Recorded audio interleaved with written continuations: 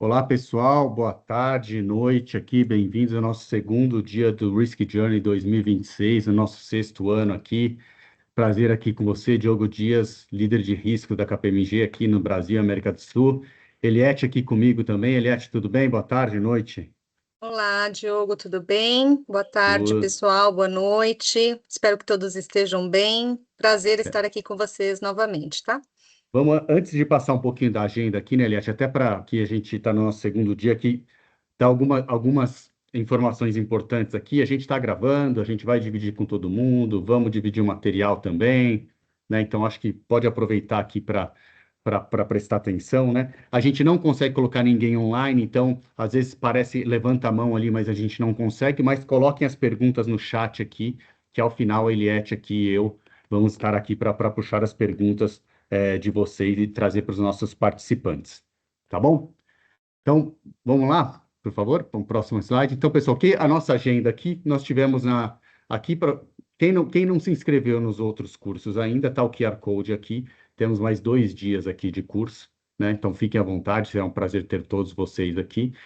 Nós tivemos na terça-feira aqui, nossa abertura aqui com o Sidney Ito e com o Gustavo, que foi um dos nossos convidados, falando um pouquinho dos riscos de 2026, tendências e perspectivas, né? O Ito, nosso líder de risco, muito tempo, que é o nosso CEO do ACI, né? Trouxe aqui a pesquisa, né, em primeira mão, né, Eliette? Né? E aqui eu Perfeito. queria aproveitar, Eliette, eu queria trazer o Santana também, que é o nosso convidado honorário, né, Santana, esse ano, para trazer sempre Obrigado. nosso líder de AI aqui, que sempre tem AI, né, Santana? Então, sempre tem você aqui para ajudar a gente, como coloca a perspectiva de AI em muitos temas que a gente fala. Mas eu queria falar com vocês dois aqui, o que chamou mais atenção de vocês aí na terça-feira aí, boa noite, tarde também, Santana, para a gente trazer para esse pessoal que eles podem assistir também depois no YouTube.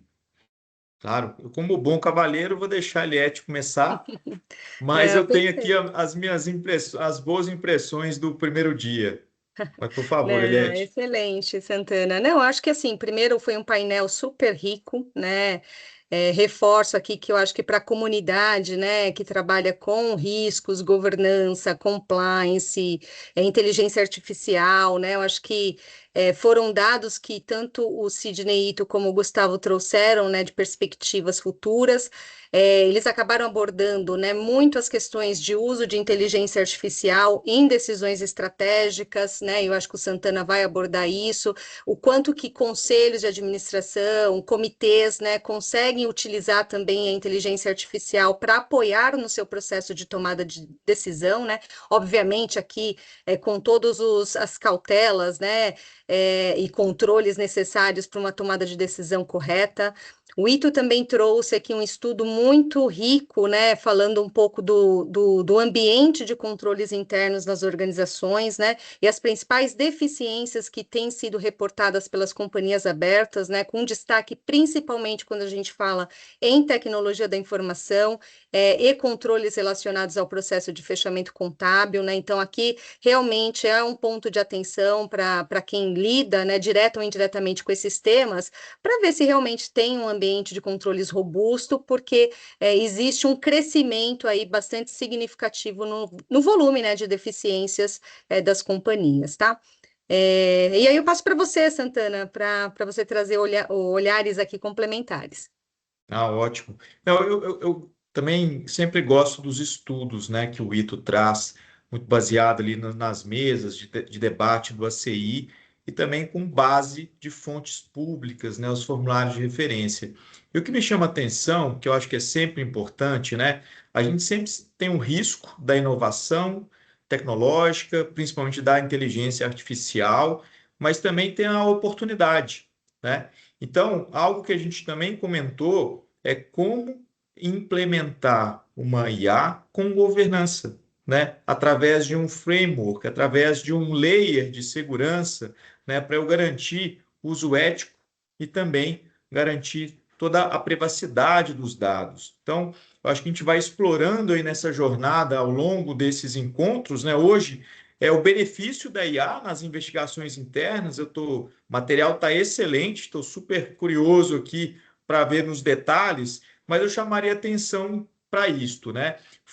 O primeiro encontro foi sobre gestão de risco, foi apontado o uso da IA como um risco, mas a gente não pode esquecer que existem, né, frameworks. Inclusive, a KPMG tem lá o Trusted AI, a gente fala bastante sobre isso, a gente vai falar no último encontro, né, como eu governo essa inteligência artificial, como eu endereço os riscos da inteligência em tudo que a gente aplica no nosso contexto de negócio. Mas já volta a palavra aí para o nosso âncora, Diogo Dias. Não, obrigado, Santana. Não, Eliette fez um excelente resumo aqui, né? O pessoal pode assistir ainda. A Eliette resumiu, mas tem muita coisa lá ainda. Foi otimamente resumido aqui. E como Santana e vocês falaram, acho que o conteúdo é muito rico.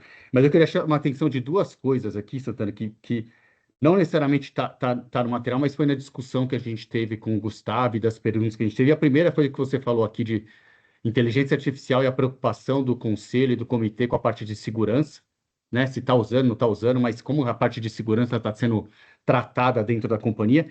E a gente passou rapidamente, e esse ano a gente não está falando diretamente de ESG, que foi o tema também de como que o conselho está preocupado também de, sim, ESG é importante, sabemos disso, mas e o impacto financeiro?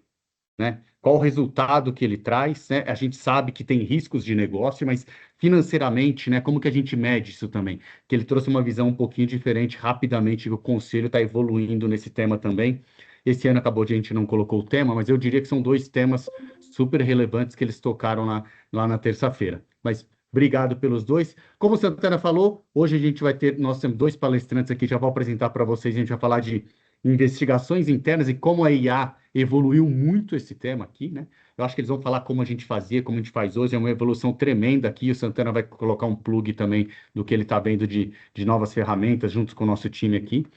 Terça que vem, imperdível, né? O nosso Fábio Lacerda aqui vai trazer também um convidado aqui para falar especificamente da parte de bancos, instituições financeiras, uma parte regulatória, o que está acontecendo aqui, né? O Fábio aqui, nosso normalmente, não diminuindo os meus demais sócios aqui, mas o nosso showman das apresentações aqui, né? Realmente não pode perder, mesmo que você não seja do setor, eu recomendo a participação aqui, é extremamente empolgante, né? E fechamos na quinta-feira aqui o Santana, que é o nosso convidado honorário aqui, vai falar um pouquinho de regulação que a gente está tendo aqui, né? Como que está a movimentação de regulação aqui no Brasil. Vai ter um convidado também, o Santana vai trazer para falar um pouquinho de regulação. Então, semana que vem a gente tem mais 2 dias aqui, mesmo horário das 5h30 às 7. Quem não se E só inscreveu, estava ali. reforçar aqui, né, Diogo? Eu não sou advogado, por isso que a gente vai trazer uma advogada, Adriana Rolo. Hoje ela é membro, né, ela é vice-presidente da Associação de Inteligência Artificial no Brasil, né, a AI to AI. Então, aguardem, o material também está bem atualizado com as movimentações que tivemos, né, no projeto de lei aqui no Brasil. Muito que a gente fez na LGPD no Brasil, né, Santana? Você tinha a parte técnica de tecnologia e os advogados também, que a gente precisava trabalhar muito, muito junto, né? Não, legal.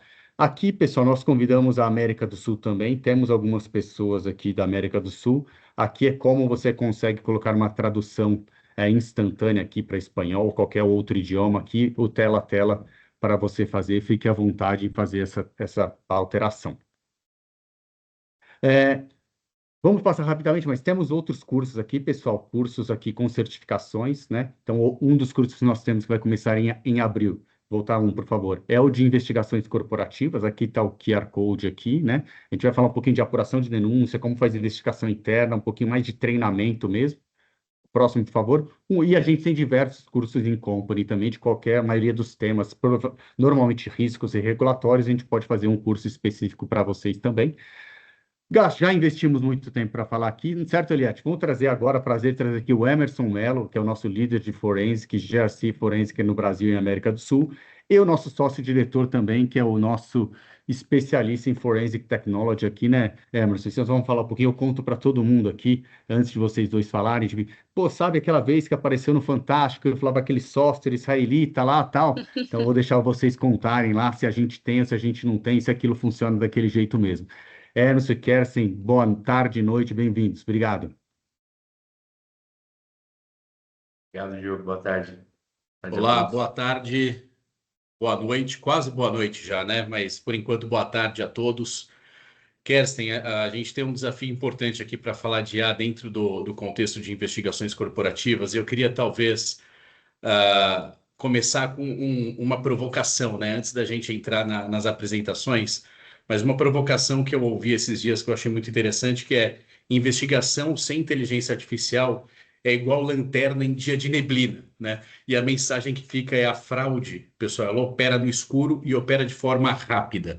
Então aqui acho que tem uma preocupação importante de como que a gente consegue trazer mais benefícios do uso da IA dentro dos procedimentos de investigações corporativas. Ao mesmo tempo, tem uma outra provocação que eu acho interessante aqui, Kerstin, também, e aí eu acho que queria te ouvir um pouquinho antes da gente entrar, que é o fraudador ele já automatizou os mecanismos de fraude, né? E vocês, como que vocês estão reagindo a esse tipo de fraudador?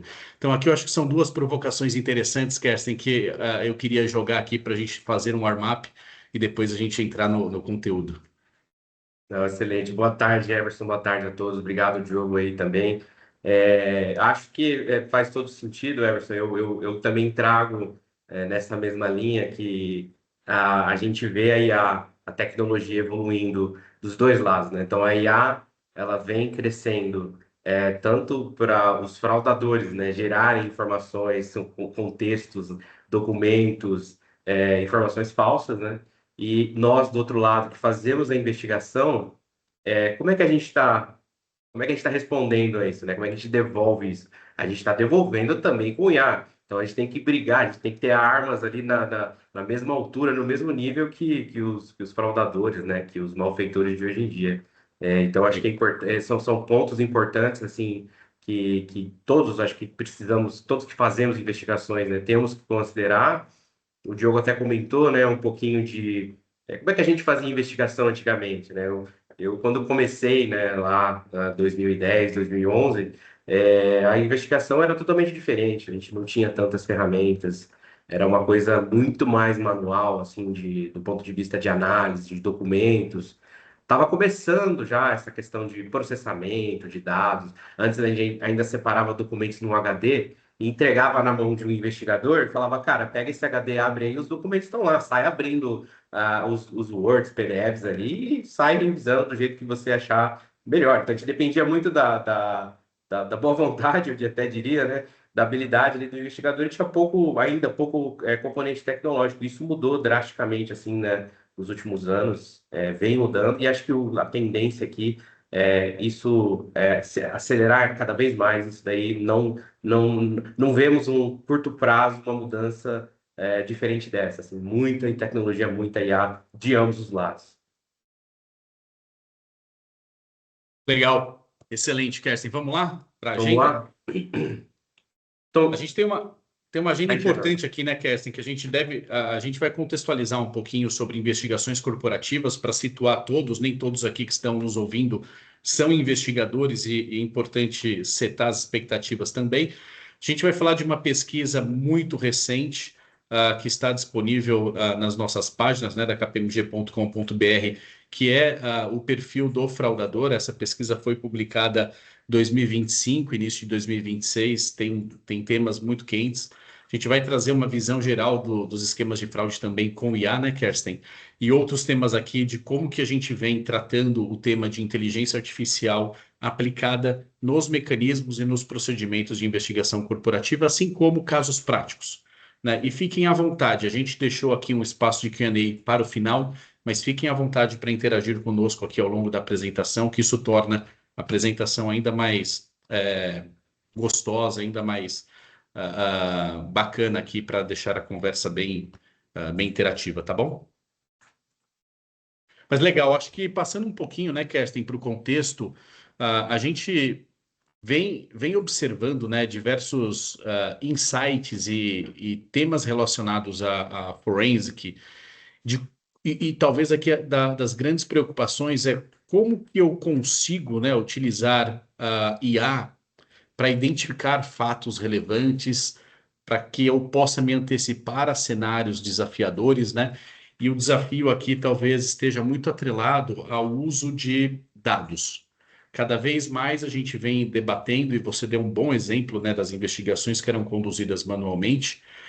Depois de um tempo passou a ser com alguns megas, depois gigabytes, hoje a gente fala de terabytes, né, e por que não petabytes, que são focos, né, dados que são targets para concluir uma investigação, e talvez a volumetria ela esteja diretamente relacionada, né, Kerstin, com a complexidade da investigação.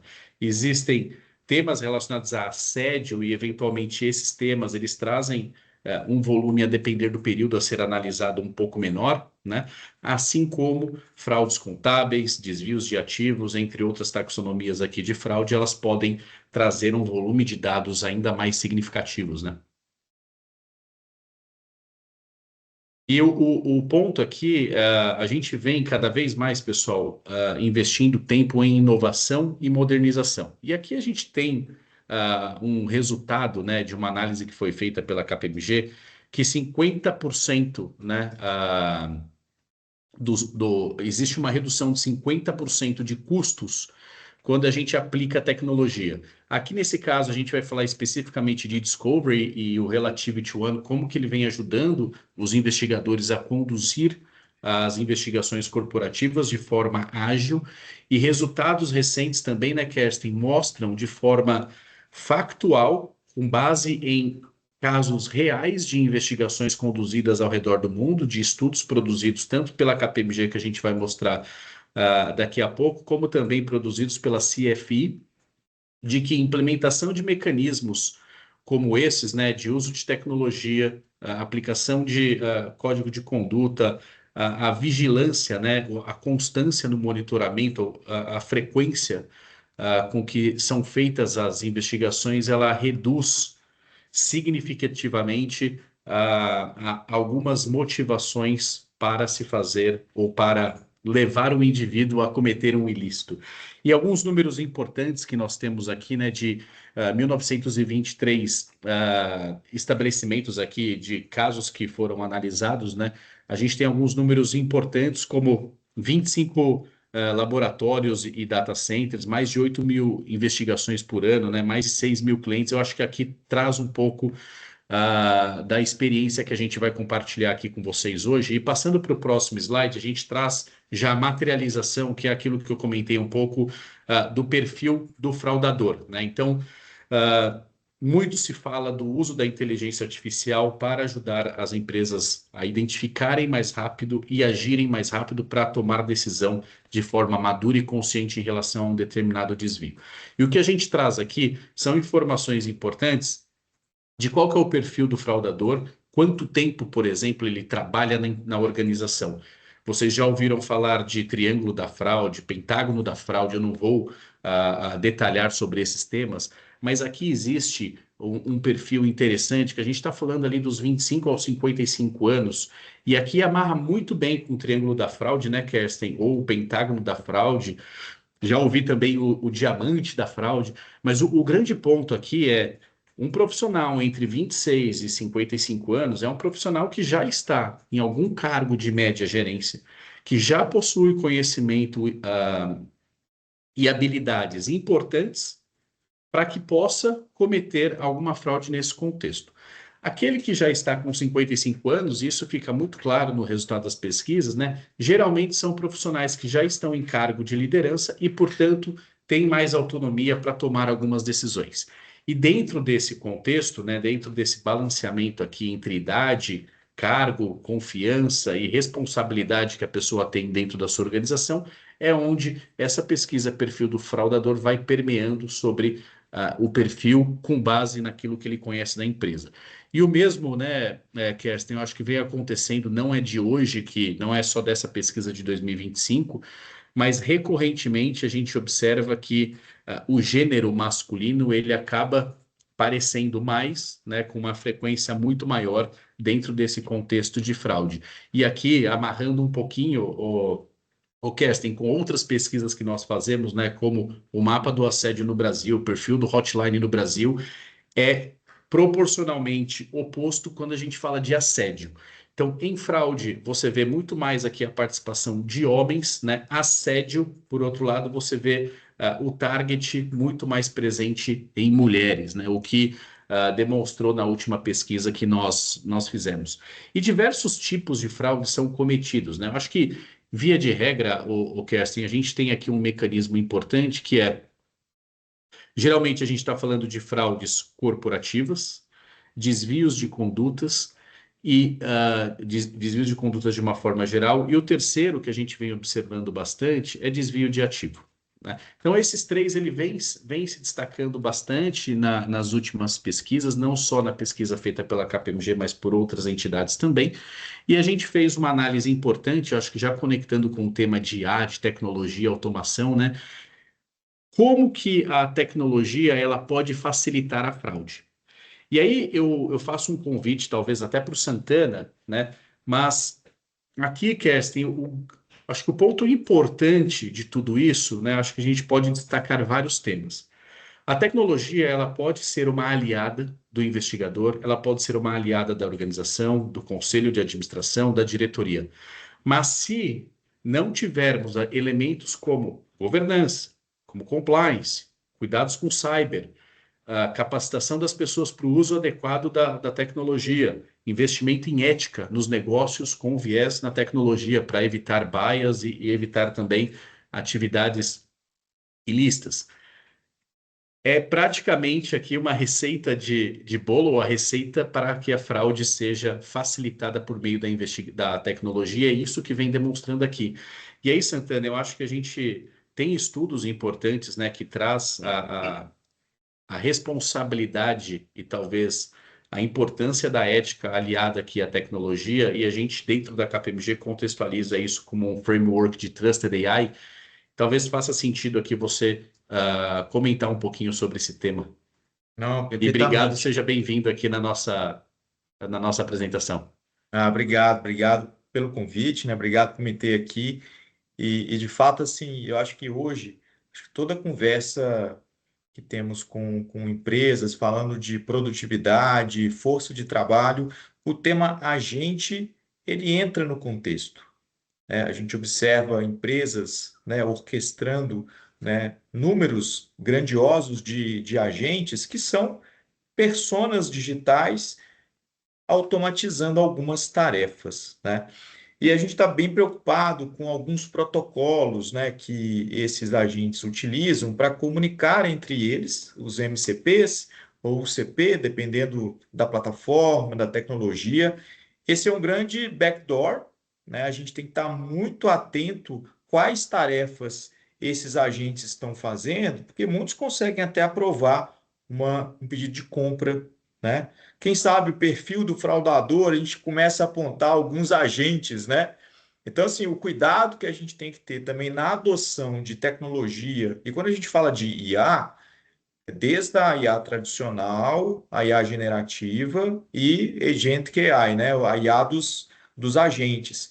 E para todas elas, existe um caminho feliz, né? Existe um framework, né? Em alguns deles, uma IA consegue auditar a outra IA, até para validar o risco, né, de alucinação, o risco de erro. Existem guardrails que é possível colocar até nos frameworks de agentes. É importante, né? Tem frameworks como o Context, que é possível colocar essas proteções, né? Diferente do AutoGen, que basicamente você não consegue controlar o que a máquina pode fazer. Então, esse olhar atento, ter um framework para garantir de fato uma adoção segura, ética, controlada, governada, é extremamente importante, até para evitar, né, talvez próximo estágio da fraude corporativa são agentes, né, atuando aí no meio, e a gente não consegue, vai ser mais difícil ainda, como o Kerstin comentou, mais difícil ainda acompanhar, monitorar tudo que está sendo feito, né? Porque tem protocolos que você abre o sistema operacional, ela pode inclusive apagar logs de registro, apaga todo o rastro. Então, talvez existe uma oportunidade, mas toda oportunidade tem um risco, né? Mas tem uma resposta, né? A resposta é um Trusted AI Framework. É isso mesmo. E aqui, ô Santana, amarrando muito, né? A gente fala muito de inteligência artificial. A pesquisa ela trouxe um resultado importante que dos 76% dos casos que foram observados, né? Foi materializado aqui uma ausência de controle ou fragilidades importantes dos controles internos. E isso traz algo que a gente está falando de algo que eu quero investir mais em automação, mais em tecnologia, mas ainda existem problemas simples de controles internos nas organizações. E 51% das organizações que foram vítimas de algum tipo de fraude, eles não tinham controles antifraude, né, quando a fraude ocorreu. Isso chama muita atenção porque e é algo que a gente explora bastante aqui com o nosso time, né? Que quando existe uma fraude, necessariamente houve uma fragilidade do controle interno, né? A fraude nada mais é que a materialização do risco. E ou existe uma ausência de controle interno, ou existe uma fragilidade na execução. E existem aqui, como você bem citou, Santana, exemplos diversos, né? Quem aqui nunca recebeu um e-mail fake? Quem aqui nunca recebeu uma ligação que fica mudo, né? E a gente já vê mecanismos aqui de gravação de voz para que sejam criados avatares, né? Para copiar a voz, copiar áudio, copiar até mesmo a, a, a nossa identidade visual, né? Então, isso está cada vez mais comum e a gente precisa ficar cada vez mais atento. Eu venho discutindo bastante esse tema e o Trusted AI ele ajuda muito nesse contexto para a gente reorganizar os dados, né? Como que a governança dos dados, elas de fato vai proteger a organização dentro daquele propósito. E esse tema aqui a gente faz com muita segurança dentro das plataformas que nós temos no Forensic Technology, liderado pelo Kerstin. E eu acho que agora é o ponto, né, Kerstin, que a gente vai entrar um pouquinho, falar bastante de como que a tecnologia ela vem nos apoiando dentro do contexto da investigação corporativa e como que ela apoia principalmente os nossos clientes, né?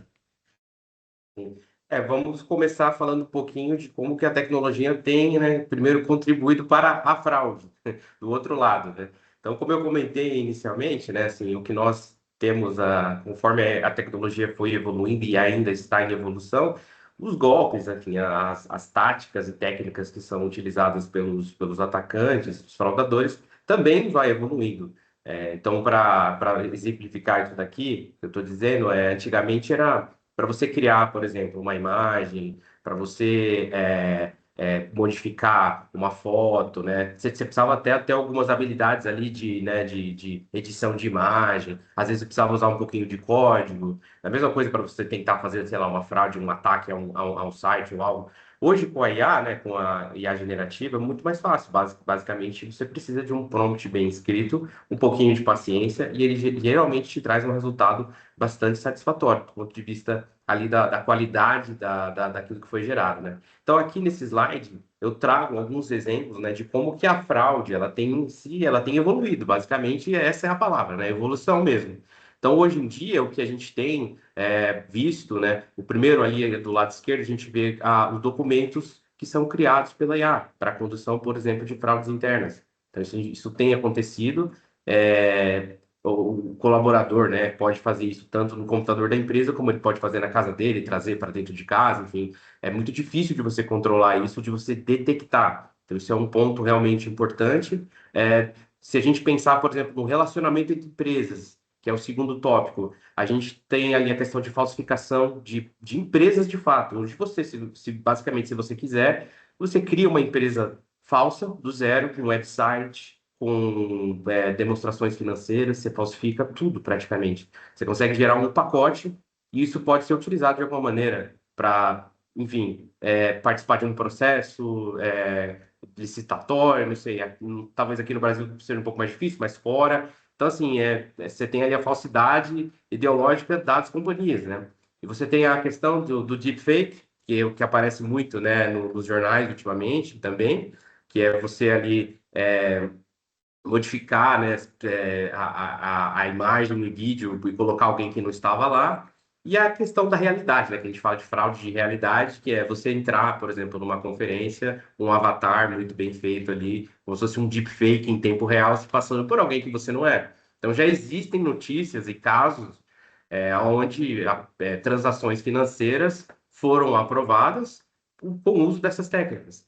Inclusive, um caso interessante que acho que a gente pode citar, inclusive era um cliente nosso, a KPMG, a gente fez um exercício com um time de cyber aqui, no qual eles geraram a voz ali do CEO e através de mecanismo de IA, né? E foi um teste mesmo, um teste de phishing para ver se as pessoas estavam, se elas iam cair ou não naquele suposto, na suposta instrução, né? E aí esse áudio foi enviado para secretárias, enfim, para os analistas, e a gente teve uma taxa assim altíssima de pessoas que caíram, porque realmente era muito parecido. Até eu fiquei surpreso, falei, nossa, acho que provavelmente eu também cairia, porque era muito real. Então, assim, isso já faz o quê? 1 ou 2 anos, assim, e a gente vê que isso é muito rápido, né? Então, hoje, provavelmente, tem coisas ainda mais evoluídas que estão nessa linha, né? Então, como eu falei, a fraude, né, as ameaças, elas evoluíram, a gente precisa evoluir junto do outro lado, né? Através dos controles, como vocês comentaram, né? O uso de ferramentas, governança, acho que tudo aqui é muito importante. É, Kerstin, acho que um ponto importante claro. aqui, que você estava falando da mudança, né, do contexto de fraude, mas a gente vê diversos estudos que são investidos mais de US$ 1 bilhão em IA, em automação, em tecnologia por dia.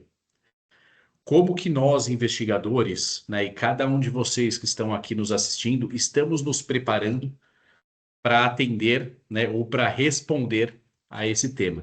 Para aqueles que trabalham com ataque cibernético, talvez já estejam num contexto mais preparado, mais Sim, maduro, né? sim. Porque foram definindo guardrails, foram definindo vários mecanismos e frameworks dentro das organizações, muito empurrado por pressão regulatória, por pressão de governos, né, e ambiente internacional. Mas os investigadores têm um caminho, uma jornada importantíssima. Se a gente tem um investimento gigantesco como esse que eu falei, por dia, né? Igualmente a gente precisa se preparar e construir os controles internos e investir ainda mais no time de investigação corporativa das empresas, né? Correto, correto, perfeito. Acho que é realmente essa linha, e a gente enxerga isso vê um movimento que é natural do mercado, né, das organizações em investir mais, em se preocupar mais com isso.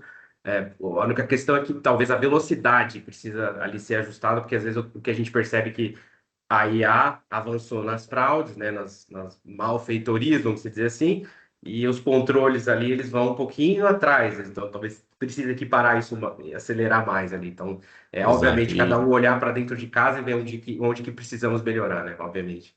Exato, e talvez a grande provocação aqui, né, Kerstin, se vocês ainda fazem investigações, olhando planilhas e e-mails, né, sem o uso de tecnologia, sem o uso de IA, grande chance de nós estarmos deixando passar aqui um volume gigantesco, né, de desvios, com uma resposta lenta. E aí vários estudos mostram, né, quanto mais lento é o processo de identificação e reagir sobre a fraude, maior o impacto financeiro. Então aqui eu acho que a mensagem é muito clara de aplicação imediata de tecnologia dentro das investigações corporativas, né? É isso aí. Seguindo aqui, Emerson, a gente contextualizou, acho que a intenção era dar essa visão geral de cenário, de como é que a gente está, né? E aqui a gente começa a falar talvez de casos específicos e exemplos. Então, como a gente falou, fraude, né? A IA não é uma ameaça nova, o que acontece é que ela está mudando, a velocidade com que as coisas acontecem está muito diferente, está muito mais rápido, né? Mas aqui a gente tem, por exemplo, exemplos de como é que, por exemplo, processos digitalizados, se a gente pensar o processo de uma seguradora, por exemplo, em que você, até então, né, alguns anos atrás, antes da pandemia, principalmente, você tinha que levar o carro, né, a parte de vistoria, né, você tinha que estar fisicamente, isso era muito importante. Depois acabou digitalizando isso, agora você pode mandar uma foto.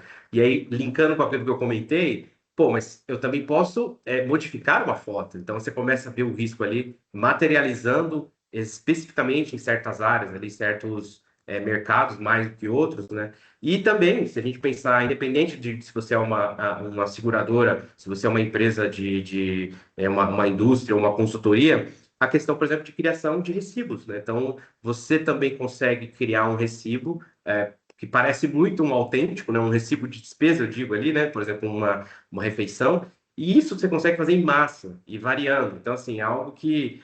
Como é que você vai controlar isso, né? Como é que você vai chegar? Será que a gente vai ter que voltar aos tempos lá do papel? Será que a gente vai ter que voltar, ter que mandar os comprovantes um a um, checar individualmente, ou levar o carro todas as vezes para fazer a vistoria fisicamente? Então, assim, IA precisa entrar nesse meio, para você não ter que voltar, né, no processo e ter ali, talvez, perda de clientes, né, com um custo maior de operação. Então, é aqui meio que um alerta mesmo, assim, para a gente pensar. Só que, né, temos um ponto, acho que temos que todos, né, independente do que você vai usar e como você vai usar, você utilizar a inteligência artificial onde quer que seja, também tem seus riscos e seus desafios.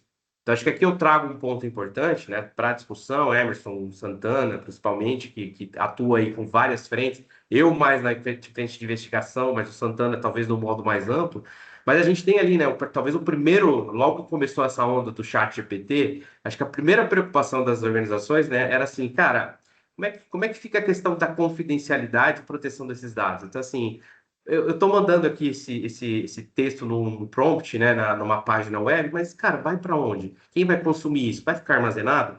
Esse é um ponto importante. Então, pensar aonde você está usando, né, qual a solução e quais são as proteções que você tem, que você precisa exigir de seu parceiro em relação à segurança, à confidencialidade, entenda-se, privacidade, né, todos aqueles aspectos relevantes.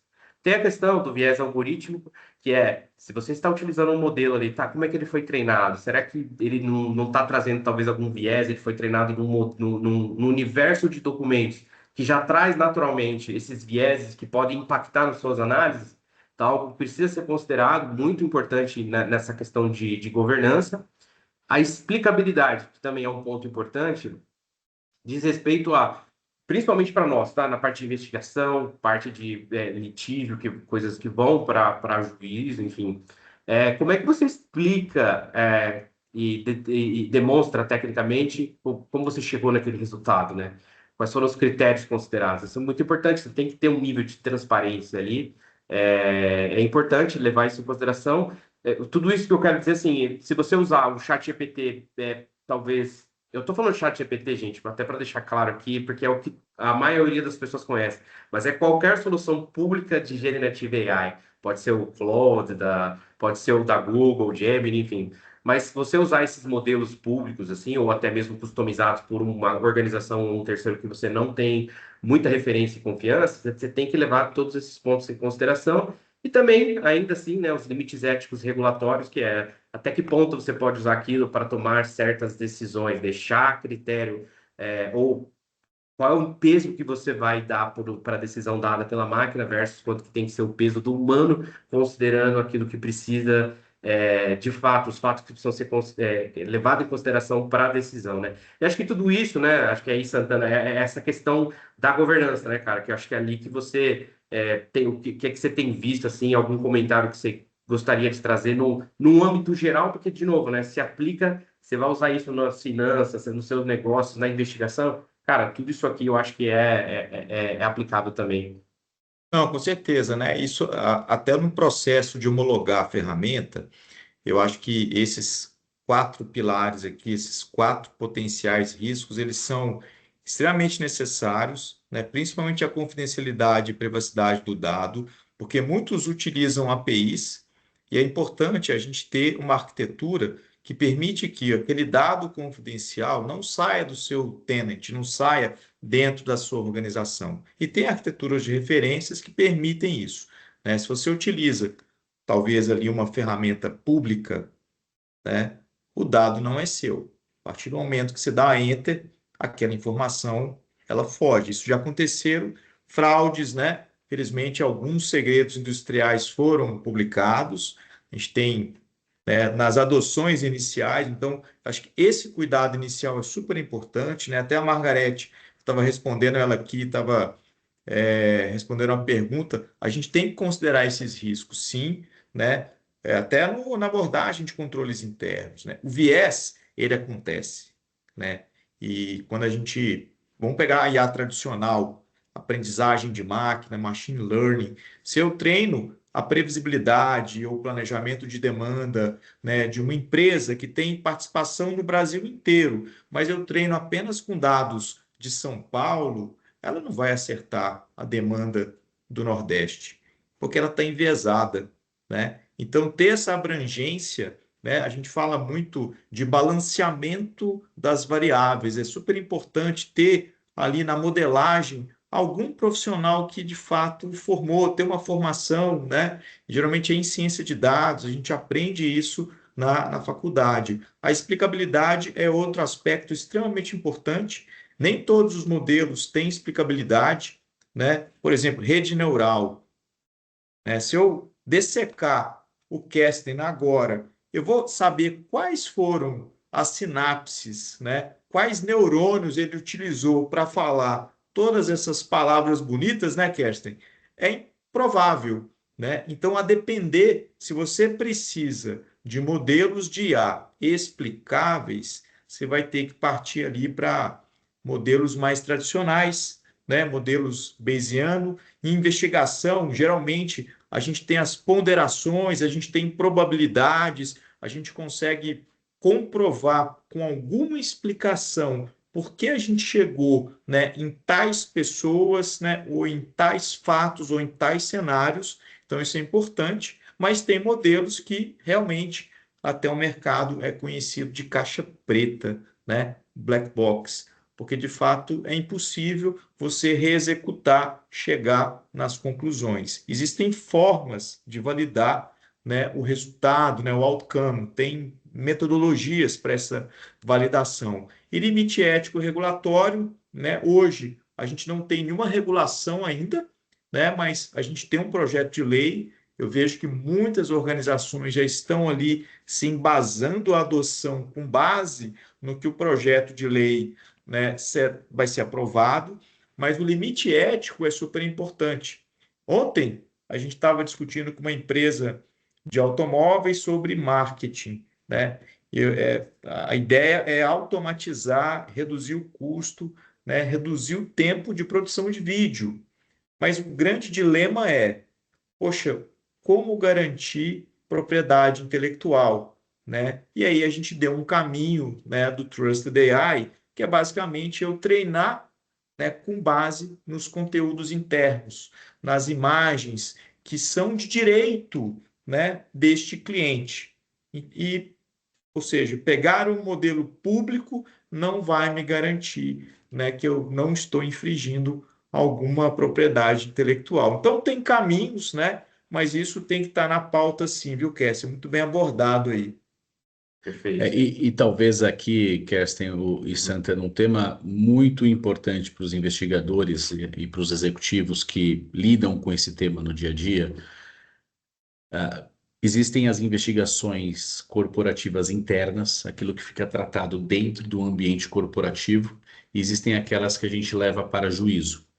Ao levar para juízo, todos esses critérios aqui, eles podem ser questionados pelas partes, né? Pode ser questionado pelo juiz. Então, é importantíssimo ter todos esses itens sendo muito bem rastreados, qualquer fragilidade dos mecanismos que a gente utiliza dentro de IA na condução de uma investigação corporativa, ela pode destruir todo o processo que está sendo conduzido na esfera legal. Então, esse é um contexto importantíssimo. Um slide super simples, né, Kerstin e Santana, mas com uma variação aqui de responsabilidades e preocupações significativo. O uso de IA com responsabilidade, com muita técnica, olhando para os princípios regulatórios aqui é fundamental.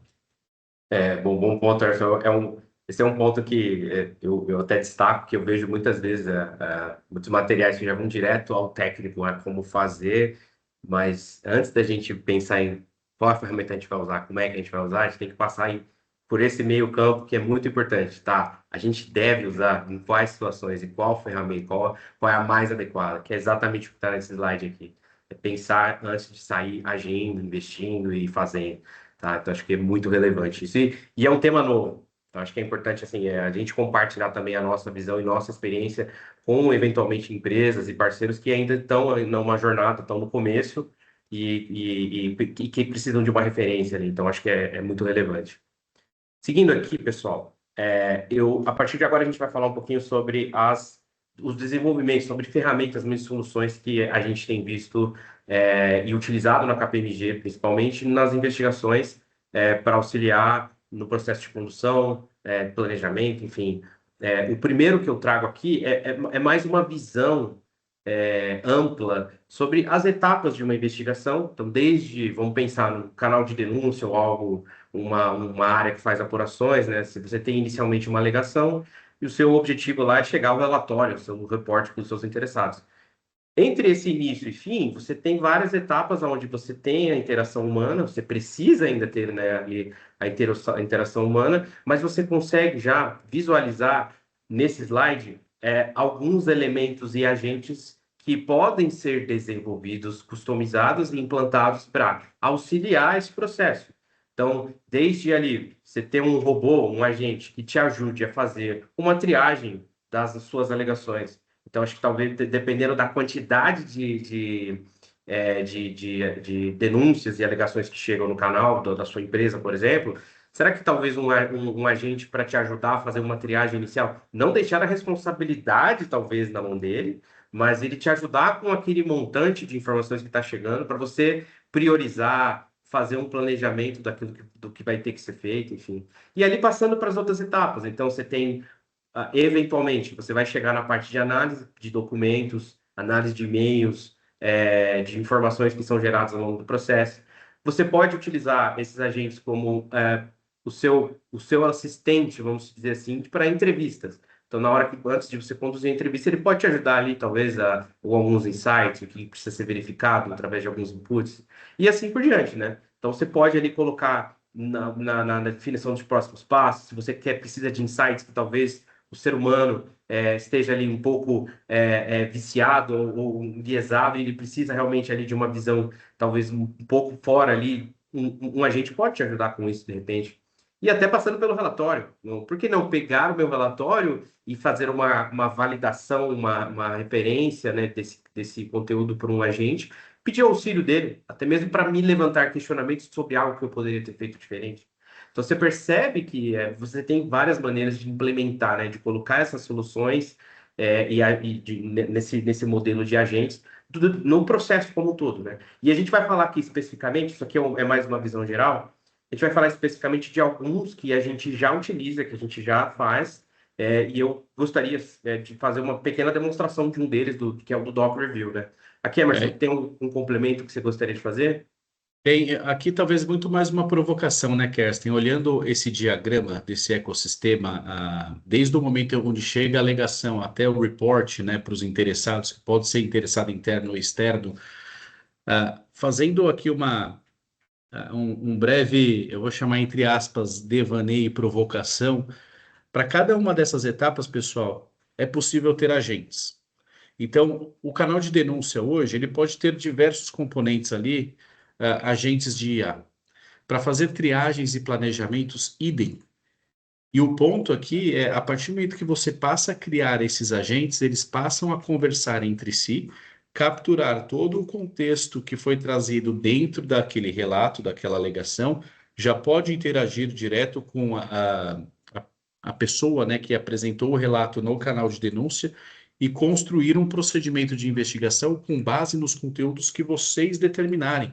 Então, empresas que possuem uma área de investigação mais madura, possuem a sua metodologia de investigação, quais são os procedimentos, qual workflow que eu devo seguir, e tudo isso, pessoal, dá para ser automatizado, né? A parte dos insights, aqui é fantástico o uso de inteligência artificial para que vocês possam, né, ter cada vez mais insights de como conduzir uma boa investigação, como proteger, né, ou como garantir a cadeia de custódia, como proteger os dados, como não infringir o ambiente regulatório aonde vocês estão.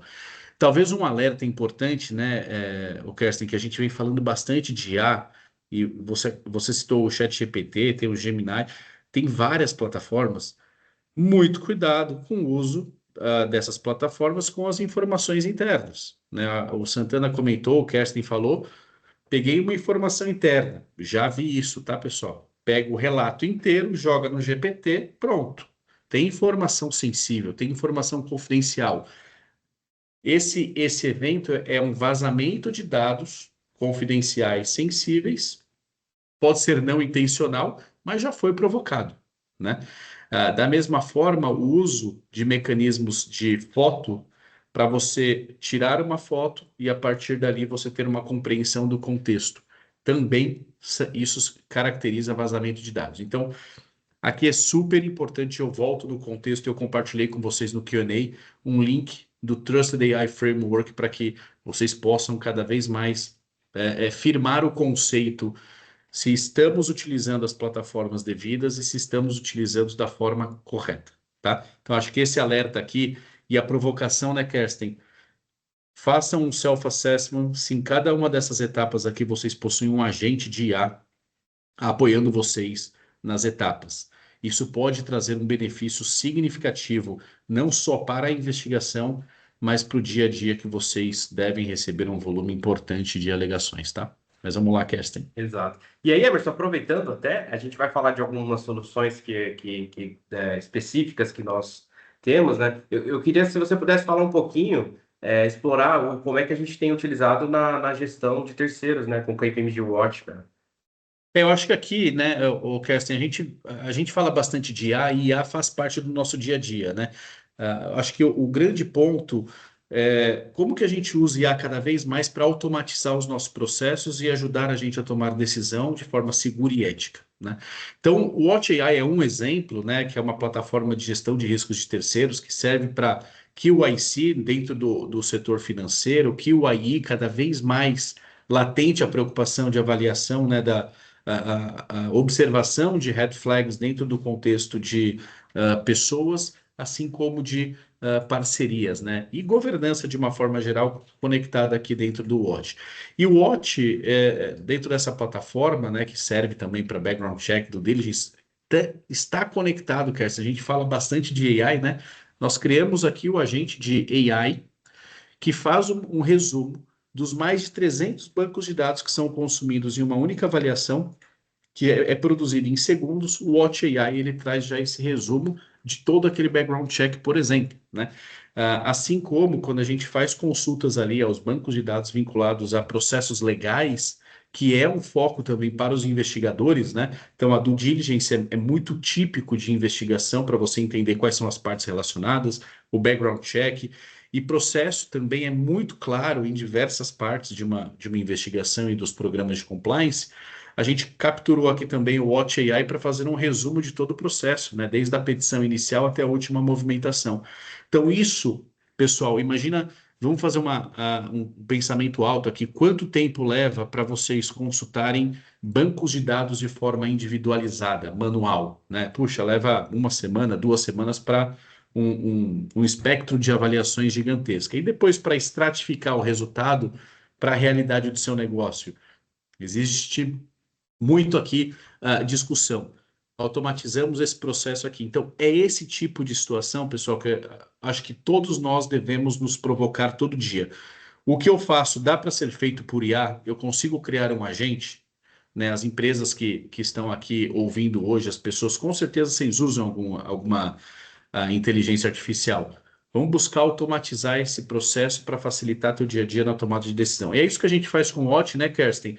Fazemos com o nosso canal de denúncia, o KPMG Upright, fazemos com o CRAST, que é a plataforma de auditoria interna, SOX, e eu acho que o que tem muita conexão com os investigadores, né, os auditores internos, as áreas de compliance, é o que a gente vai falar de relativity, né, Kerstin? Eu acho que é todo aquele pacote que nós temos, né, de relativity, Nuix, Brainspace, Cellebrite. Cada uma das soluções forense, ela tem, né, um componente aqui importante de IA, que é um acelerador, e a gente vai fazer uma demonstração para vocês. Isso aí. Seguindo, tem um outro exemplo que eu gostaria de trazer para vocês, que é essa plataforma de detecção de fraudes. Então, naqueles exemplos que eu tinha comentado anteriormente sobre fraude em imagens e fotos, até deepfakes, né? O que acontece? O que nós temos desenvolvido internamente são É uma plataforma onde você tem uma imagem e você quer determinar, você precisa determinar se aquilo foi criado por IA ou foi criado por um humano, né? Obviamente que é um campo bastante complexo, mas é um exemplo aqui, dois que eu coloquei, onde você geralmente dá um score de probabilidade daquela imagem ter sido criado pela IA ou não. Isso foi criado foi um humano utilizando o IA que criou aquela imagem. Então, isso é um ponto importante para esses processos de combate, né? De combate à fraude em relação ao conteúdo gerado por IA. É algo que precisa ainda, obviamente, de desenvolvimento e refinamento, mas por exemplo, um agente que você pode pensar em colocar dentro do seu processo, onde você recebe várias imagens, precisa tomar uma decisão ou uma análise sobre aquilo. Ao invés de você ter um humano que pode ser ali facilmente, né, enganado pela qualidade da IA, coloque uma IA para avaliar e vamos ver se IA com IA, se você não consegue ali, talvez um resultado melhor do que o humano, né? Óbvio que, né, não, aqui, tecnicamente falando, não é 100% de acerto, tá? Mas é um elemento que você pode colocar. Então, assim, vamos pensar o que mais a gente consegue fazer com esse tipo de solução, né, Anderson? Eu acho que é importante aqui, né, Kerstin, a gente fala, puxa, é 100% IA, é 100% humano, ou é parcialmente, né, uma combinação dos fatores, mas o importante aqui, o investigador, ele vai buscar por indícios, né, indícios de que pode ter sido gerado por IA. Puxa, imagina que você tem um banco de dados com 100 mil imagens, né? Ao usar uma plataforma como essa, você consegue estratificar para 10, né? Das 100 mil, puxa, tem 10 aqui que, olha, tem indícios de inteligência artificial envolvida. Vocês concordam que a gente reduz um espectro de 100 mil para 10, ou seja, o funil, né, com o uso de IA, você consegue focar naquilo que de fato tem um indício maior de uso de inteligência artificial. Então, aqui, eu acho que é a busca pelos fatos, a busca por evidências claras, ela pode tornar a vida do investigador e da empresa para tomar uma decisão, né, muito mais rápida e acurada. Perfeito. Seguindo, pessoal, esse é um outro exemplo, pensando na investigação, como é que a gente pode utilizar a IA no processo de entrevistas? Então, você vai, por exemplo, normalmente vamos pensar num processo tradicional que um analista do canal de denúncia vai fazer. Ele vai receber a denúncia, ele vai fazer um levantamento de informações, vai obter alguns documentos, talvez ele vai até dar uma olhada nas caixas de e-mail antes de ir para uma entrevista de confronto, ali, de finalização. E imagine se você tiver um agente que, através das marcações que você fez nos seus documentos, por exemplo, no Relativity, os documentos relevantes ele já separa. Esse agente ler esses documentos para você, que podem ser algumas dezenas, talvez, ou centenas de documentos relevantes, e te ajudar com perguntas preparatórias ou introdutórias ali para a entrevista, vocês percebem que você consegue acelerar e talvez ali tirar até mesmo mais conteúdo do que um humano conseguiria tirar dos documentos que você tem na sua mão. Então, aqui está um caso de uso que pode acelerar, ele impulsiona, né, essa geração de perguntas e te ajuda na efetividade, na acuracidade e tempo, acho que o principal, né? Imagina você ter que pegar 100 documentos e a partir deles gerar as perguntas. E se você conseguisse fazer isso praticamente instantaneamente? Então, é aqui que está o grande benefício de você também colocar esse tipo de agente no processo de entrevistas. E, André, eu queria talvez complementar aqui de forma bem rápida, mas diversos provedores de solução como Microsoft, Google e vários outros, eles já provêm, né, esse tipo de agente para você ter a descrição de uma reunião, você ter um agente ali para fazer a gravação, né? Eu estou falando de temas simples, mas imagina, pessoal, vocês criarem um agente treinado com base em body language, né, para você identificar se a pessoa está mentindo ou não. Como você está gravando, né, se você capacita aquele agente com mecanismos de linguagem corporal para você observar se há desvio ou não, né, você concorda que, como as entrevistas, uma boa parte delas, nos dias atuais, tem sido feita de forma remota, né? Por meio dessa conexão de um agente de IA, você consegue naturalmente já conectar para ver se aquela pessoa ela tem uma tendência a falar mais a verdade ou se ela está criando, né, um ambiente fictício ou se ela está fraudando também a entrevista. Então, aqui são mecanismos que a gente pode criar e, mais uma vez, pensem nas atividades que vocês estão fazendo. Todas essas atividades, de certa forma, ela pode ter algum IA lhe apoiando, né? Esse é um exemplo, né, Kerstin, Então, que a gente tem é. aqui. E o outro exemplo que está talvez esse está mais no meu dia a dia, né, que trabalha com tecnologia, é a parte de revisão de documentos. Então, eventualmente, né, até naquele exemplo que eu dei no início da nossa apresentação, que antigamente a gente pegava o HD do investigado, a gente extraía as informações, salvava num outro HD e entregava para um investigador, para um analista, falava, ó, tá aqui o HD do Emerson, vamos ver, vê aí se você acha alguma coisa. Então, você imagina ele ter que percorrer por todos aqueles documentos, é uma complexidade ali, tanto de não ter ferramenta, ele tem que abrir documento, ou ficar fazendo busca, enfim. Isso foi mudando, né? Com o tempo, as plataformas de e-discovery foram evoluindo. Então, hoje, a plataforma líder que a gente tem para revisão de documentos, processos litigiosos é o Relativity, que aqui a gente utiliza na KPMG também. E até dentro da plataforma, a gente tem hoje um modelo de IA generativa que é chamado Air for Review, onde ele basicamente auxilia aos investigadores a realizar a revisão dos documentos utilizando um modelo customizado específico para investigações. Então, não, por exemplo, se você fizer ali, dando um exemplo prático, né? Se você fizer alguma pergunta que não tem a ver com os dados que você que tem na sua base ou sobre o caso concreto ali que você está buscando, ele não vai trazer informação. Ou seja, não adianta você perguntar, por exemplo, quem é o presidente de tal país. Ele não vai responder, porque ele foi feito especificamente para aquela finalidade. Então, aqui você começa a ver uma certa diferenciação desses modelos específicos para investigações em relação aos modelos abertos ou gerais, né, que é aqueles que o Emerson comentou, eu também, GPT, que é os modelos públicos, o Gemini e os outros, enfim, todos aí que existem, que eu não sei o nome de todos. Mas o Air for Review ele serve para isso, pessoal, para de fato ajudar o humano a realizar essas atividades de revisão de documentos. Uma grande vantagem que ele tem é que ele suporta vários idiomas. Então, se você é uma empresa multinacional, você tem uma base de e-mails e documentos eletrônicos que estão em diversos idiomas.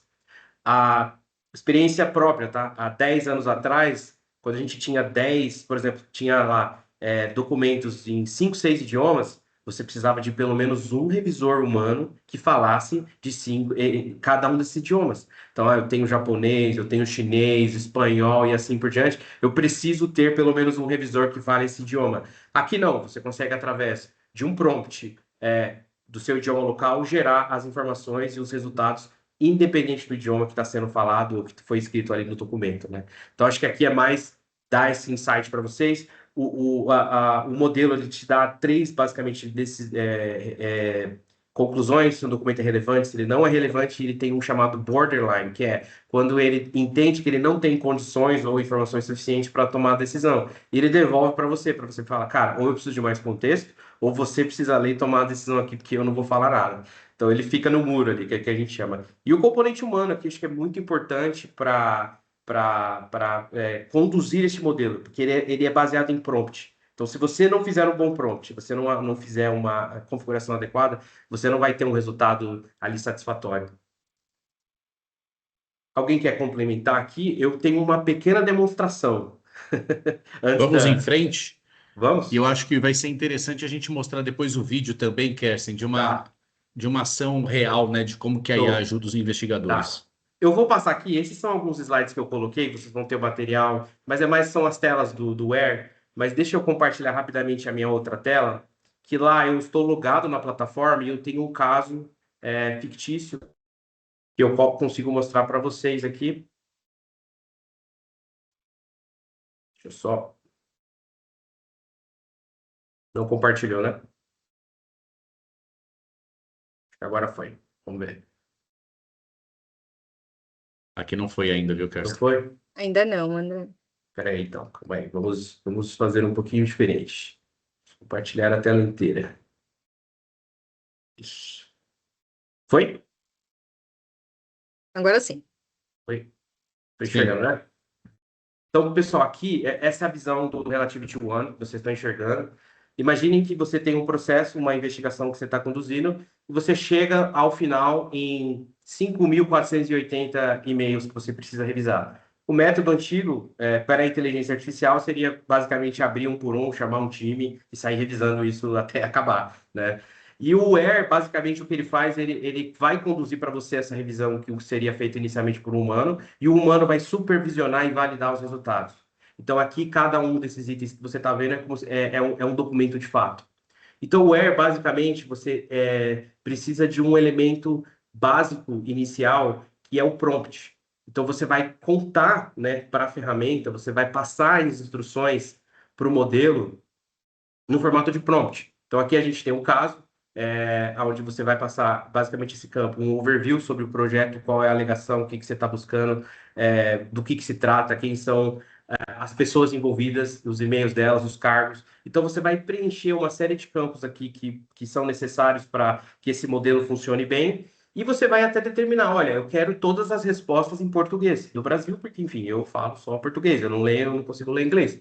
Depois que você faz isso, pessoal, você executa o processo. Eu não vou fazer aqui, obviamente, por questões de tempo, mas depois que você executa esse processo, você coloca o prompt, do lado direito aqui, ele já vai trazer os resultados, onde para cada documento ele já vai dar uma predição, uma pré-classificação do modelo baseado no seu input. Então, se a gente tem aqui, como eu falei, 3.000 documentos, e eu quero basicamente já rapidamente chegar no resultado, em questão de hora, eu consigo processar esses 3.000 documentos e eu já tenho um resultado. E qual que é o trabalho humano aqui, né, do ser humano? Validar se esses resultados fazem sentido. Então, para isso, o que eu vou fazer? Eu vou vir aqui, eu vou pegar aqueles de score 4, que é o score mais alto, que são aqueles muito responsivos, tá? Então, se eu abrir um documento, ele vai me trazer, basicamente, todo o racional. Deixa eu ver se eu consigo aumentar um pouquinho, para vocês enxergarem. Ele vai trazer o racional. Então, essa é a resposta do modelo, tá? É o modelo interagindo comigo. Olha, esse documento é altamente responsivo, pois ele tem evidências diretas de práticas discriminatórias da empresa fictícia aqui. Ele dá exatamente o porquê que ele considerou isso. Ele te dá o racional. Além disso, ele te dá considerações, que é ele mesmo, baseado na sua resposta, se questiona. O que mais você poderia levar em consideração para confirmar que isso aqui está certo ou está errado? Será que talvez o próprio modelo não errou? É meio que uma forma de ele se criticar. Você também precisa ler isso e ver se faz sentido. E por fim, ele cita, ele traz, ele especifica qual é o trecho do documento que ele se baseou para chegar naquela conclusão. Então aqui, pessoal, vocês percebem que a gente tem aqueles elementos de explicabilidade, tem o elemento de a parte de governança, assim, de proteção é natural porque é um modelo protegido, não é público e é específico e tudo mais. Mas você consegue ver aqui que o elemento humano precisa ser também utilizado para validar essas informações. E se eu não concordar com o que ele disse, eu posso simplesmente vir aqui e dizer, olha, apesar de você ter achado irrelevante, eu acho que não é. Então eu marco como não responsivo. E quando eu volto aqui, ele vai, que eu precisaria rodar de novo, mas ele me traz conflitos. Aonde que o humano entendeu que era positivo, ou seja, responsivo, e aonde que o modelo entendeu que era não responsivo e vice-versa. E ali você consegue até cruzar uma coisa com a outra e ver, será que o meu analista humano deixou ali de considerar algum elemento principal, enfim? Pode falar, Diogo, Não, era Não, mais não, isso, né? eu só queria saber se a gente tem mais algum material, Emerson, porque a gente queria aproveitar aqui para fazer algumas perguntas que a gente tem aqui, Sim. cara. Eu sei que Vamos. se a gente se deixar, o Kerson vai ficar aqui até amanhã cedo. A gente está bastante entusiasmado aqui. Tem um vídeo, Mas o né, Kersten, Everton? O que você acha? vamos projetar o vídeo e a gente vai para o Q&A. Tá, beleza. Eu acho que o principal ali eu consegui mostrar, tá? Assim, eu acho que a funcionalidade geral, tá? É aquilo, não tem muito além daquilo que eu mostrei. Deixa eu compartilhar aqui e eu vou colocar o som, pessoal. E aí, se vocês puderem, só me dá o ok que vocês ouvem quando eu chegar lá. Aqui. Ainda não está compartilhando, tá? Agora Não tá? foi. E o som? Tem agora som? tá. Não, sem Não. som, por enquanto. Não Pelo tem menos som. para mim. Não tem. Não tem som? Não, Não. Eu vou recompartilhar, só um segundo. é melhor. No canto superior direito tem uma... É o share sound, né? Exato. Deixa eu ver, vamos lá. E tecnologia eu também, tá vendo? Apanho também, não é? Não é só alegria. Tá acostumado a fazer prompt só, né? Não, tô brincando, tô Tô brincando. ficando mal acostumado, né? Olha lá, vamos lá, ó. Então vem enxergando a tela, correto? Ah, Sim. Agora vamos ver, o som tá habilitado, vamos lá. vê o volume ali, ó, no ícone. Você compartilhou, não sei se o volume tá baixado. É que tá uma É. musiquinha, vamos ver.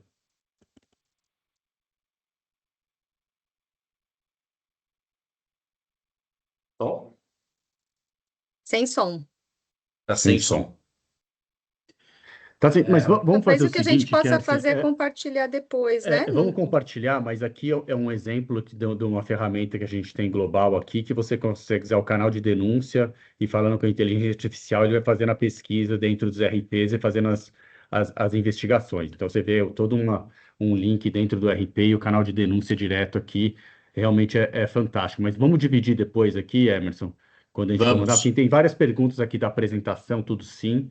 A gente vai dividir a apresentação, a gente manda o link aqui também, né? Mas eu queria aproveitar aqui, eu só queria fazer uma coisa, eu sempre falo, eu dou o exemplo meu e do Magnus, que eu dei na terça-feira, né, Santana, do prompt, que eu fui discutir com ele contabilidade, eu quase ganhei, e ele falou que eu estava fazendo o prompt errado, que a gente sempre volta no prompt, né, que você falou que a inteligência artificial foi feita para mais ou menos te agradar, né, vamos dizer assim, né? Então, dependendo de como você pergunta, depende de como ela resposta, que a gente cai no ponto de que se você não entender do tema, a chance de você chegar a uma conclusão errada é muito grande, que o Kerstin acabou de falar mais ou menos isso aqui também do prompt, né? Mas eu queria fazer uma pergunta aqui, depois, Eliette, você pega uma das perguntas, eu vi que tem muitas perguntas que são interessantes e parecidas, cara, na pandemia a gente evoluiu muito de documentos digitais, certo? Até porque, vamos ser honestos, a gente não tinha outra opção, certo? Tava todo mundo em casa, no mundo inteiro, então a gente tinha que evoluir.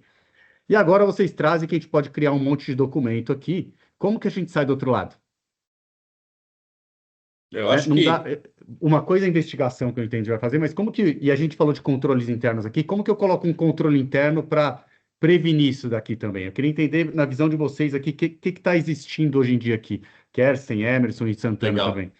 Bom, eu vou começar aqui, Kerstin, mas fica à vontade para me complementar, Santana, Eliette e Diogo também. Mas quando tivemos o evento da pandemia, algo que foi fundamental, né? A gente começou a executar mais atividades virtuais. E o que nós montamos aqui foi um protocolo de investigação. Esse protocolo de investigação tinha alguns objetivos: proteger o entrevistado e proteger o investigador. E uma das coisas que o Kerstin vai se lembrar que eu falava muito era: tomem muito cuidado para de investigador vocês não se tornarem os investigados. Porque se falharmos nos protocolos de segurança numa conversa online, facilmente a gente pode ter um desvio aqui e de investigador passar a ser investigado. Então, existem protocolos de segurança, alguns clientes permitem a gravação, alguns permitem também a transcrição via áudio, e todos esses mecanismos eles protegem. É claro que disclaimers, e para quem já fez investigação, isso é muito claro. Você já começa lendo, olha, é isto, isto, isso, é a regra do jogo, a regra de como a gente vai conduzir a investigação. E algo super importante, Diogo, que é a primeira linha, como se fosse o artigo 1 do disclaimer, é deixar o entrevistado, à vontade para a qualquer momento falar, eu não quero ser entrevistado. É um direito dele, né? Então a gente respeita o direito da pessoa de não querer ser entrevistado e a gente desliga. Esse é o primeiro passo. E depois a gente vai seguindo vários outros disclaimers aqui para deixar o ambiente confortável, né? Em momento nenhum gera um tom de acusação, né? Então isso é importante, a total imparcialidade, né? Mas ter os protocolos de segurança eu acho fundamentais. E um ponto Esse é importante aqui, tá, pessoal? Quando vocês fizerem transcrição, leiam a transcrição, porque quem lê a transcrição não tem o mesmo entendimento de quem fez a investigação.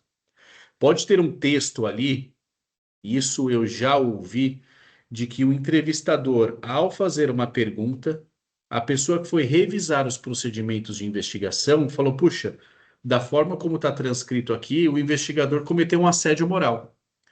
E a empresa ela foi conversar com a pessoa que foi investigada para ter certeza de que aquilo não era um assédio moral.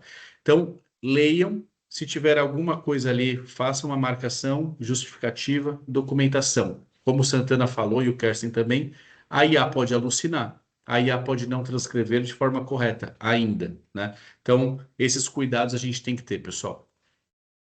E, de novo, né, Emerson, acho que os pontos que você está trazendo só reforça a questão de governança e controles, né?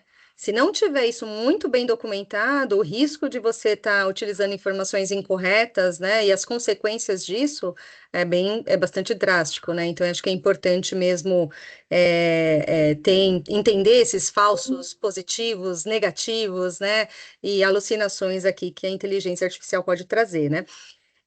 A gente tem algumas perguntas aqui, mas uma delas, eu vou começar por ela, que é o Marcelo Viana que fez, né, que é conselheiro, e está muito conectada com uma pergunta, inclusive, que eu também faria, que é o seguinte, né? Hoje, você tem o comitê de auditoria, o próprio conselho de administração, né, na ausência de um comitê de auditoria, que tem aqui a responsabilidade pela integridade, né, do canal de denúncias, discutir, supervisionar, né, e avaliar aqui os processos de investigações, né?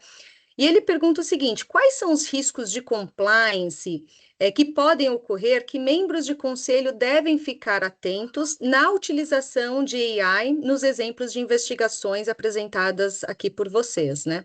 Então, aqui ele está preocupado assim: poxa, eu sou um conselheiro, né? Tenho uma responsabilidade aqui, o que eu preciso me atentar para não ter um risco de a gente usar AI numa investigação que possa trazer aqui alguma consequência ou para o meu papel de conselheiro ou para a empresa como um todo, né?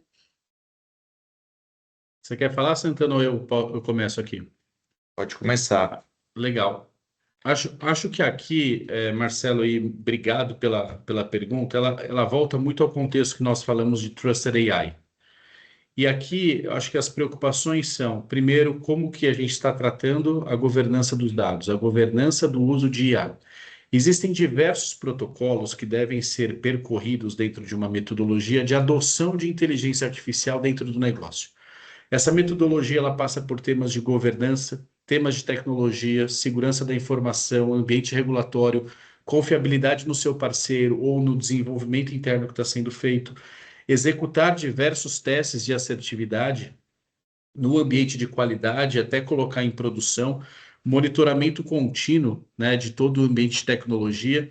Será que essa tecnologia que está sendo usada, né, como foi muito dito aqui, principalmente pelo Diogo, tem algum viés, né, que pode nos levar a um entendimento errado? Então, na minha leitura, né, e respeitando todos os conselheiros aqui, no papel de conselho, como supervisor ali, é entender quais são os mecanismos de governança, ou qual é o framework que existe dentro da organização para uso de inteligência artificial nos negócios, não só em investigação. Então, falando de investigação especificamente, quais foram os protocolos de governança que foram percorridos para dar a segurança ao negócio de que aquela tecnologia ela passou por todos os protocolos que existem. E aí tem milhares de boas práticas, né, que a gente pode compartilhar, mas Santana, eu queria talvez passar para você e explorar também o tema de Trusted AI que a gente falou bastante, né? Mas aqui é um resumo, tá, Marcelo?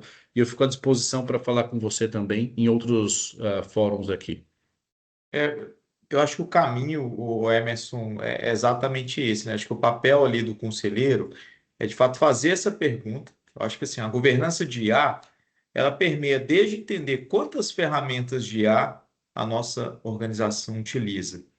Quantas delas expõem aqueles... Vamos pegar aqueles 4 riscos ali que o Kerstin colocou.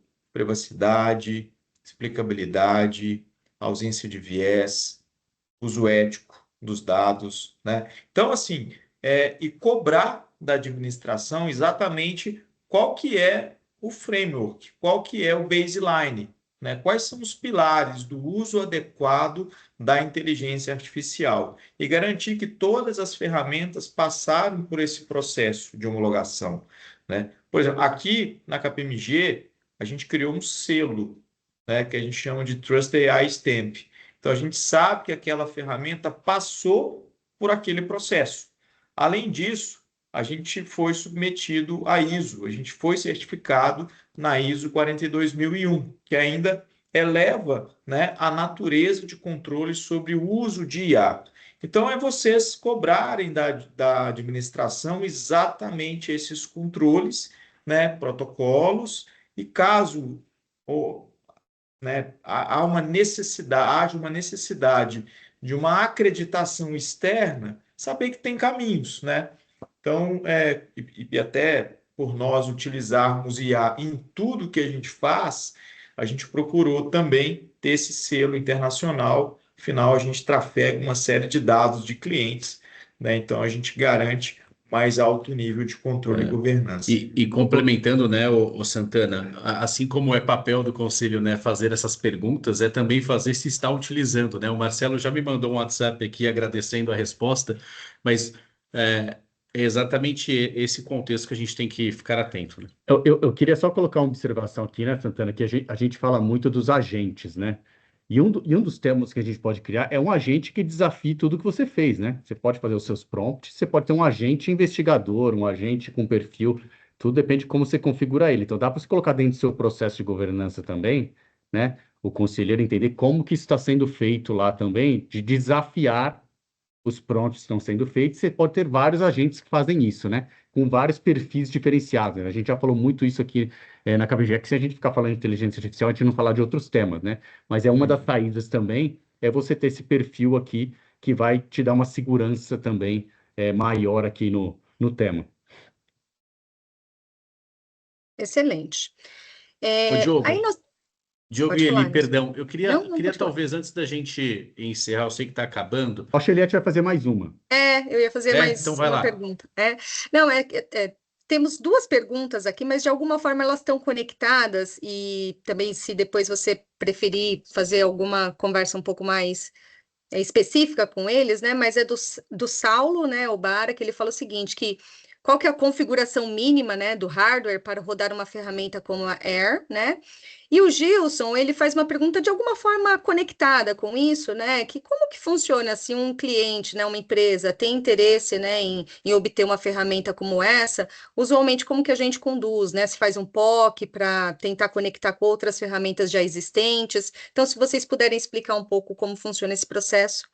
Claro, o Kerstin, eu vou passar para você a primeira pergunta, mas antes disso, que aquela é muito técnica para mim, né? Mas obrigado pela pergunta. E antes de iniciar a resposta, pessoal, o QR Code que está aqui na tela leva vocês para a nossa página onde tem todas as soluções digitais. Acessem, procurem um trial ali, que a gente vai fazer uma apresentação e o nosso time do KPMG Beyond está totalmente à disposição para avançar nas conversas com vocês, tá? Mas o ponto aqui, talvez, Kerstin, antes da gente passar para a parte muito técnica que foi perguntada ali sobre o hardware, né? Vai ser simples, vai ser simples. Simples, é para você, né? Para mim, não. Mas eu acho que o tema aqui é deixar claro que as empresas elas não precisam necessariamente entrar em contato com a Relativity, adquirir, né, ter todo o protocolo de contrato, de definição de hardware, software, volumetria, quantidade de usuários, qual a capacidade que eu quero, quais as funcionalidades e tudo mais. Eu acho que aqui a resposta simples, né? Esqueci, ou ele quem fez a pergunta. Foi o Saulo, peraí, deixa eu só Saulo, para né? não falar. Foi o Saulo do hardware, né? E tem também o Gilson falando um pouco como Legal. funciona, se tem Então, POC ou não. boa, então, Saulo e Gilson, aqui o tema é muito simples, né? A KPMG ela tem uma solução que a gente chama aqui de Forensic Technology, onde embarcam nessa solução diversas tecnologias, e a gente tem hoje o FTech Activation, que é basicamente todos os nossos clientes podem ativar o laboratório de tecnologia forense da KPMG e usar dentro do seu ambiente. Então, isso facilita a jornada de utilizar cada vez mais tecnologia dentro das investigações internas, sem que necessariamente as empresas tenham que acionar novos contratos com terceiros, nesse caso é um internacional. A gente facilita esse trânsito com os nossos clientes, tá? Então, esse é um dos caminhos e, Kerstin, o hardware, eu vou passar para você. Não, tranquilo. O hardware é muito simples, tá? Essa solução, que é o Relativity One, ele opera no modelo SaaS em nuvem. Então, até porque ele consome, né? Ele utiliza muitos dos serviços em nuvem de OpenAI, enfim. Mas é uma plataforma em nuvem, então assim, o requisito de hardware é basicamente inexistente. Você precisa de um cliente, né, de um cliente com web browser e acesso ao Relativity. A Relativity, a KPMG, ela é parceira Relativity, nós trabalhamos juntos já há mais de 10, 11 anos aqui no Brasil, nível Gold, então a gente faz geralmente o fornecimento do serviço para os clientes finais. Então, provavelmente, se você for procurar a Relativity, ela vai indicar um parceiro, vai indicar a KPMG, então vocês podem procurar pelo nosso time aqui para auxiliá-los. Eu ia chutar isso daí, porque eu lembro que ele mudou para o cloud, mas o on-premises, antigamente, essa pergunta ia ser bem mais complexa. Ia ser muito mais complexa, Não ia, muito. mudou há 2 anos atrás, ia A ser gente bem mais isso aí. complexa, Exato, porque a exato. gente estava discutindo a mudança de todos os nossos servidores lá, porque o processamento ele era muito pesado aqui. Correto. Emerson, muito obrigado aqui, você e o Kersen aqui. Acho que foi ótimo, a gente tem um monte de pergunta aqui, né? A gente viu o pessoal aqui parabenizando bastante também. Acho que o tema é super relevante, trazendo o que está mudando aqui, né? E vamos ser honestos também, a gente não quis trazer também, nós, KPMG, estamos desenvolvendo algumas ferramentas no tema global também, né? Que tem muita, como o Santana falou, o Kersen também falou aqui, tem muita ferramenta de IA no mercado e a gente está desenvolvendo nossos agentes, como é que a gente quer que trabalhe. A gente tem algumas coisas nossas também dentro do Relativity, que é um pouquinho diferente do global, né, na nossa instância aqui. Então, obrigado aí, Santana, obrigado novamente aqui, nosso convidado honorário aqui, né? Obrigado, Muito bom Diogo. também. Eliette, de novo, obrigado aqui pela participação, por me ajudar aqui na coordenação. E obrigado a todos vocês por participar, tem muita gente aqui ainda, né? Aqui, para quem quiser, por favor, agradecemos se vocês deram a opinião de vocês, o que a gente pode mudar, alguns temas desse ano a gente trouxe do ano passado, né? E esperamos vê-los na terça-feira aqui com o Lacerda, da parte de regulação de financial services, o que temos de novidades aí. Pessoal, obrigado a todos aqui, até terça-feira, boa noite. Tchau, tchau. Um grande abraço. Obrigada, Obrigado. pessoal. Boa Valeu, noite. gente. Tchau. Tchau, tchau.